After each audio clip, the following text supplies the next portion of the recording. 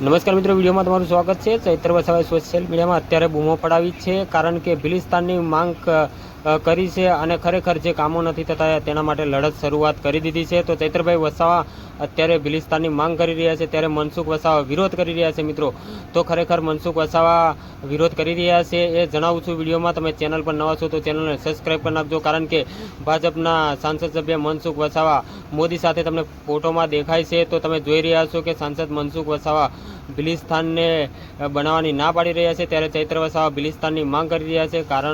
કારણ એક જ છે કે ચૈત્ર વસાવા જે આદિવાસી વિસ્તારમાં ભરૂચ દેડિયાપાડામાં જે કામો થતા નથી એ કામો સરળતાથી થાય એટલા માટે ભિલિસ્તાનની માંગ કરી રહ્યા છે અને એક પ્રદેશ પોતાનો બનાવવા માગે છે। તો ખરેખર તમે કોને સપોર્ટ કરવા માગશો? ચૈત્ર વસાવાને સપોર્ટ કરવા માગશો કે મનસુખ વસાવાને સપોર્ટ કરવા માગશો?